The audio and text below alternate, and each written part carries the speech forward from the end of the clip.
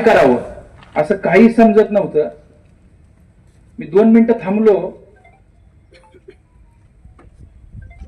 आणि मी राहुल दादा कुल यांना फोन केला. म्हणलं मला माहिती अशी अशी मिळते, तुम्ही जरा माहिती घ्या. नंतर दुसरा फोन मी प्रांत अधिकारी यांना फोन केला, नावडकर साहेबांना, की म्हटलं साहेबांना काय चाललंय असं. आम्ही डायरेक्ट विचारण्यापेक्षा सहज माहिती विचारली. म्हणले काय ना, मी विमानतळावर चाललोय. मी त्यांना विचारलं, सुचत नव्हतं मलाही काय बोलायचं. म्हणलं दादा कुठे आहे तो, मी असं विचारलं. तर ते म्हणले दादा असण्याची शक्यता आहे असं त्यांनी मला फोनवर सांगितलं. आणि माझ्या हातातनं फोन एकदम ही झाला आणि मी जरा थोडस 2 मिनिटं पाणी घेतलं, पाणी पिलो. आणि मला वाटतं मी आकाशजी कांबळे यांनाही फोन केला होता, तुम्ही कुठे आहे. ते म्हणजे मी बारामतीत आहे. मी त्यांना काही सांगितलं नाही.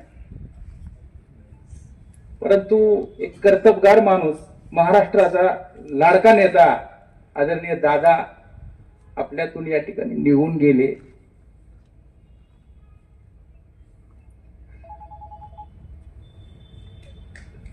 मला शब्द सुचत नाहीत, कारण की खूप प्रेमळ होते दादा. रागवायचे दादा, खवळायचे दादा, बोलायचे आणि नंतर बोलवून घेऊन त्यांचं काम सुद्धा करायचे. असा कित्येक महाराष्ट्रातील नागरिकांना हा त्यांच्या स्वभावाचा अनुभव आहे.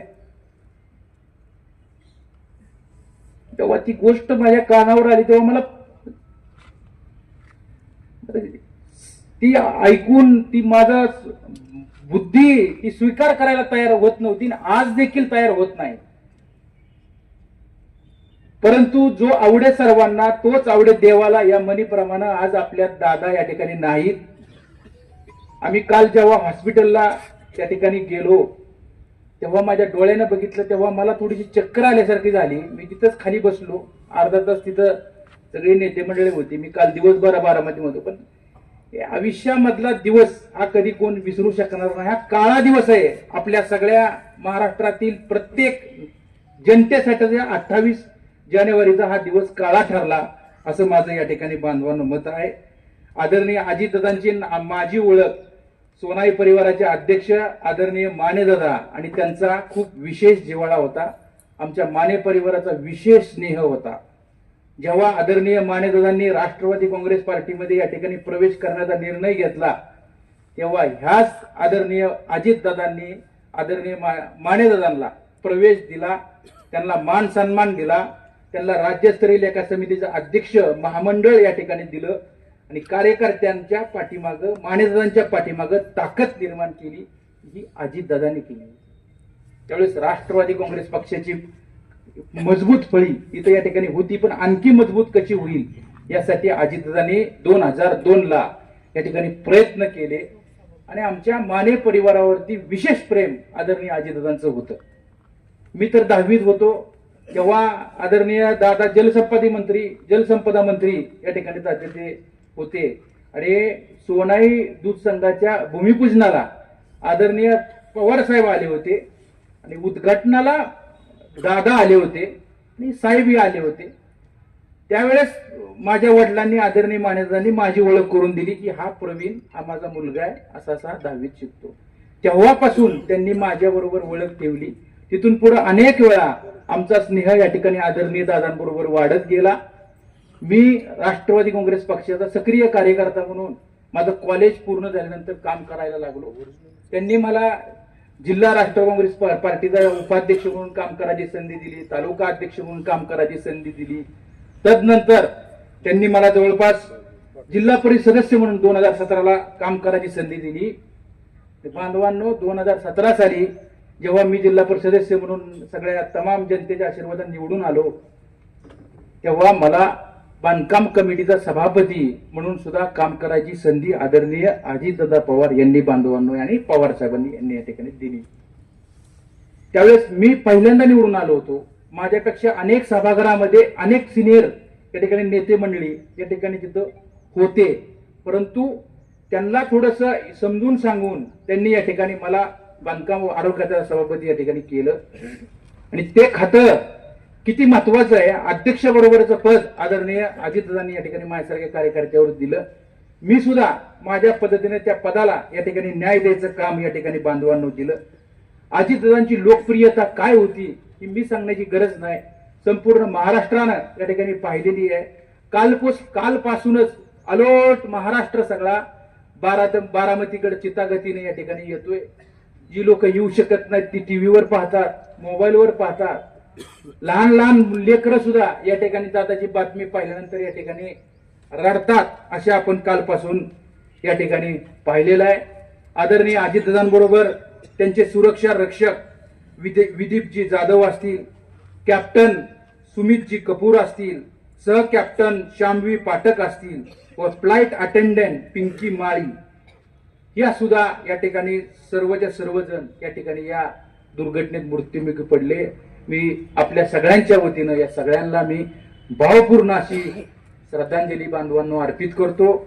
अजितदादांची लोकप्रियता, त्यांचा आवाज, त्यांचा रुबाबदारपणा, त्यांचा तो गॉगल, त्या गॉगलवर बोलण्याची स्टाईल, उतरण्याची स्टाईल, लोकांमध्ये विनोदी शैली, पत्रकारांबरोबर संवाद करण्याची स्टाईल, ही जोपर्यंत चंद्र आणि जोपर्यंत सूर्य आहे ना तोपर्यंत अजितदादाला बांधवांनो कुणी विसरू शकत नाही.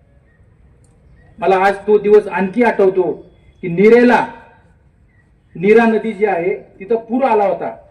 म्हणजे वरून भाटघर आणि वरच्या धरणातून पाणी अतिरिक्त शैलेशदादा या ठिकाणी सोडलं होतं संध्याकाळी 10 वाजता. आणि दादांना कल्पना होती आता ही पाणी जेव्हा अतिरिक्त पावसाळ्याचा दिवस होता जेव्हा सोडल तेव्हा हे पाणी सर्व गावांमध्ये घरामध्ये जाण्याची शक्यता त्यांना दिसली. आणि त्यांनी ही काम कुणाचं आहे, हे प्रशासनाचं काम आहे. परंतु आदरणीय दादा त्यावेळेस पालकमंत्री नव्हते, मी सभापती असताना आदरणीय दादा त्यावेळेस मला वाटतं विरोधी पक्ष नेते होते. तसं असताना मला स्वतः दादांनी फोन केला, मला आज आठवतो. दादाने सांगितलं प्रवीण कुठं आहे, म्हणलं दादा मी इंदापूरला आहे. म्हणले आत्ता 11:15 वाजलेले आहेत, तू आत्ता फोन ठेवला की ज्या नीराकडीच्या नदीच्या जे लोक आहेत तिथले सरपंच पदाधिकारी आहेत त्यांना जाऊन सगळ्यांना वैयक्तिक फोन करा आणि सांगा की वरून पाण्याचा फ्लो वाढलेला आहे, आपल्या घरामध्ये पाण्याची जाण्याची शक्यता आहे, कुठल्याही शेतकऱ्याचं नुकसान होऊ नये याची काळजी तू स्वतः जाऊन सगळ्या पदाधिकाऱ्यांनी घ्या, असा माझा तुम्हाला आदेश आहे. हा आदेश सोडणारा सरकारमध्ये विरोधी पक्ष नेता असताना सुद्धा आदेश सोडणारा सर्वसामान्य शेतकऱ्याची काळजी करणारा नेता असा महाराष्ट्रात बांधवांनो होऊ शकत नाही. अशी अनेक उदाहरणं आपल्याला सांगता येतील. कित्येक कार्यकर्त्यांना किरकोळ कारकोळ कुठं अडचणी आल्या तरी तो फोनवरनं या ठिकाणी मेसेजवरनं काम सोडवणारे आदरणीय अजितदादा होते. कधी दौऱ्यामध्ये चालले सुसाट आणि कधी कोणाचा अपघात झाला तर उचलून नेणारा सुद्धा राज्याचा उपमुख्यमंत्री आदरणीय अजितदादा होते. असे अनेक प्रसंग बांधवांना आपण पाहिले असतील. आज अजितदादा हे देशामध्ये, मी सांगतो महाराष्ट्रात सोडून द्या, देशामधले असे नेते की 5 वाजता बारामती किंवा तालुका किंवा जिल्हा किंवा महाराष्ट्रामध्ये उठून बीड जिल्ह्यात सुद्धा, बीडमध्ये सुद्धा परळीत जाऊन 5 वाजता आढावा दौरा, 5 वाजता लोकांची कामं करणारा, पहाटे 5 वाजता रस्त्याची क्वालिटी चेक करणारा हा राज्याचा उपमुख्यमंत्री होऊ शकत नाही. पहाटे 5 वाजता काम स्वतः या ठिकाणी चालू करायचे, रात्री 12-12 वाजेपर्यंत काम या ठिकाणी अजितदादा करायचे. त्यांचा बंगला जो मुंबई मधला जो बंगला आहे देवगिरी मला वाटतं राज्यमंत्री होते, फल उत्पादन जलसंपदा राज्यमंत्री असल्यापासून आजपर्यंत त्यांचा सहवास त्या देवगिरीवरती या ठिकाणी गेला आणि इकडे सहयोगला गेला. आणि पुण्याला कुणाला भेटायचे म्हटलं तर जिजाऊ बंगल्याला या ठिकाणी आदरणीय दादा भेटायचे. कुणालाही विचारा, सामान्य नागरिक विदाउट अपॉइंटमेंट या अजितदादांना जाऊन सहज भेटू शकत होते. अजितदादांना भेटायला कधीही कुणाची अपॉइंटमेंट लागलेली नाही. ही आदरणीय पवार साहेबांच्या पावलावर पाऊल टाकत आदरणीय दादांचं जे नेतृत्व उभं राहिलं ना, या नेतृत्वाला कधीही बांधवांनो या ठिकाणी तोड नव्हती. त्यांच्या आवाजामध्ये काय भारदस्तपणा होता. म्हणजे आवाज हीच त्यांची मतलब कॅपिटल होतं असं माझं मत आहे. किती आवाज मोठ्यानं काढला, किती आवाज त्यांनी ही काढला तरी जेव्हा कार्यकर्ता जवळ येईल तेव्हा ते जवळ घ्यायचे, प्रेमाने बोलायचे, खवय्या होते. जिकडे जाईल, महाराष्ट्रात जिकडे जायचं तिथलं त्या प्रकारचे पदार्थ खाणे, आवडता चहा पिणे, जिथं इंदापुरात आले तर इथं चहा कुठं चांगला मिळतो जाऊन चहा घेणे, म्हणजे ही त्यांची एक खासियत होती. असा नेता होणे नाही. आज म्हणजे मंत्रालयामध्ये जर आपण कधी तुम्ही गेला तर दादांना कधी अपॉइंटमेंट लागली नाही. कधी सामान्य नागरिक मंत्रालयामध्ये उपमुख्यमंत्र्याला जाऊन भेटू शकत होते. असे नेते या ठिकाणी होऊन गेले. ग्रामपंचायत असू द्या, सोसायटी असू द्या, पंचायत समिती असू द्या, जिल्हा परिषद असू द्या, मार्केट कमिटी असू द्या, प्रत्येक या जी काय संस्था आहेत त्यातला खडा ना खडा अभ्यास, खडा ना खडा कार्यकर्ते आणि सगळ्या खचाखुना त्यांना माहित होत्या आणि ते न बोलता समजून सांगायचे ते कशासाठी आले. ही एक त्यांच्या स्वभावाची एक खासियत आदरणीय अजितदादांची बांधवांनो या ठिकाणी होती. असे यातून खूप मोठं नुकसान संपूर्ण महाराष्ट्राचं बांधवांनो या ठिकाणी झालेलं आहे. महाराष्ट्रातला कुठला मतदारसंघ आणि कुठलं गाव नाही की तिथं आणि कुठली बरीच घरं नसतील अशी की दादांना मानणारी तिथली या ठिकाणी व्यक्ती नाही. असे विकास पुरुष आदरणीय दादा आपल्यातून या ठिकाणी निघून गेलेले आहेत. आज आम्ही बांधकाम सभापती जिल्हा परिषदेमध्ये काम करत असताना अधिकार एकदा त्यांनी कुठल्याही ह्याला पदाधिकाऱ्याला अधिकार दिले की अधिकार देतात, पूर्ण अधिकार. परत ढवळाढवळ आदरणीय अजितदादांनी कधी केली नाही. मनमोकळेपणाने काम करून द्यायचे आणि काय अडचण आली तर मी तुझ्या पाठीमागे आहे असा म्हणणारे नेते आदरणीय. मी स्वतः कित्येक वेळा दादांना मी सांगितलं, दादा असा असा ही अडचण आहे बरं का, अरे मी आहे ना, असा खमक्या आवाज असे जिजाऊवरती अनेक वेळा माझ्या समोर या ठिकाणी आदरणीय दादांनी टाकला. या स्वच्छतेवरती विशेष प्रेम.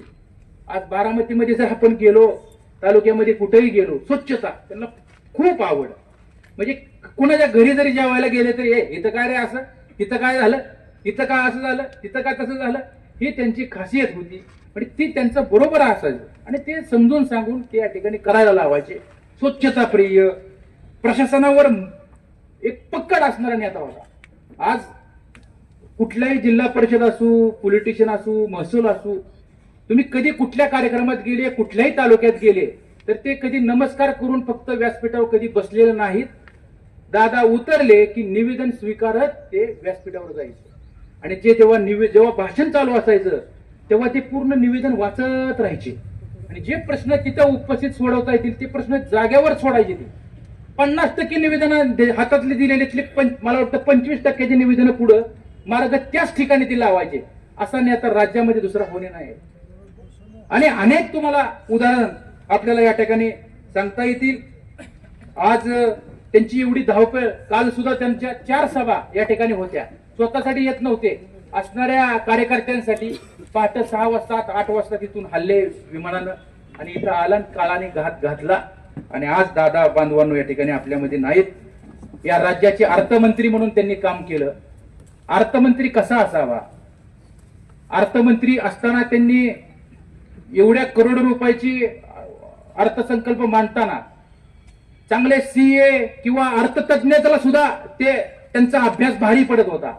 कित्येक वेळा अर्थतज्ञाला न विचारता अजितदादा सांगायची त्याच पद्धतीनं या ठिकाणी आकड्याची सुद्धा रचना त्या ठिकाणी करावी लागत असायची. हा त्यांचा दांडगा अभ्यास होता. 6 वेळा उपमुख्यमंत्री. अहो आज आपण ग्रामपंचायतीला सदस्य व्हायचं म्हणलं तर कशी परिस्थिती आहे. 6 वेळा राज्याचे उपमुख्यमंत्री होणं सोपं नाहीये. 6 वेळा राज्याचे उपमुख्यमंत्री झाले. अर्थमंत्री खातं त्यांच्याकडे आहे. जिल्ह्याचे पालकमंत्री होते. अशा अनेक ऊर्जा मंत्री होते.